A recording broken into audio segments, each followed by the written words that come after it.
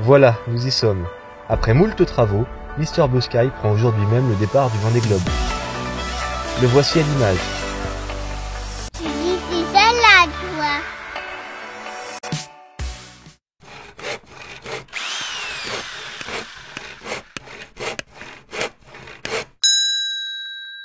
Salut à tous et bienvenue sur Mister Blue Sky.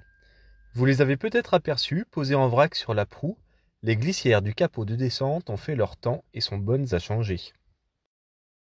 À partir d'une planche de chêne et d'une petite défonceuse montée sous table, je vous propose d'en usiner des nouvelles, semblables à celles d'origine. Allez, suivez-moi, ça se passe en 8 étapes. Première étape, le débit.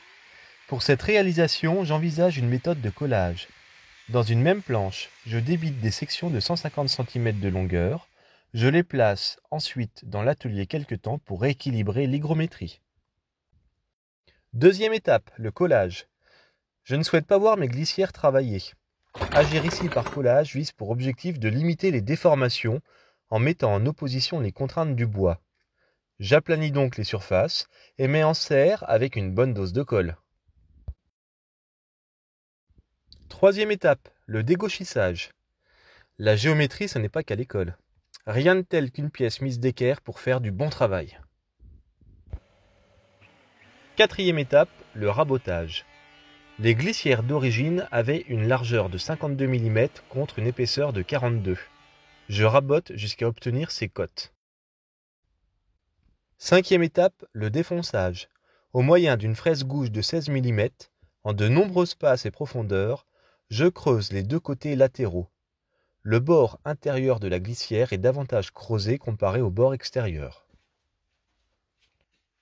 Avec une fraise droite maintenant, en plusieurs passes pour ne pas tout arracher, je rends ma pièce asymétrique en supprimant une partie du bord supérieur qui sera placée du côté du capot de descente.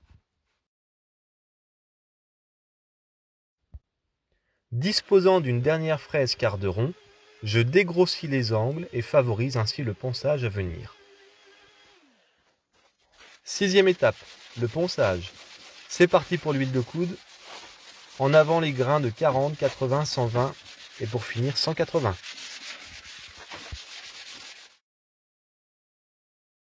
Septième étape, le sciage. En deux coupes d'angle, 75 degrés longitudinalement et 45 degrés verticalement, je façonne les extrémités des glissières. Huitième et dernière étape, le vernissage.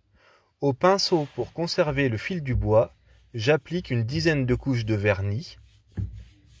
Entre les premières couches, je ponce les fibres de bois qui se sont relevées avec un grain de 180.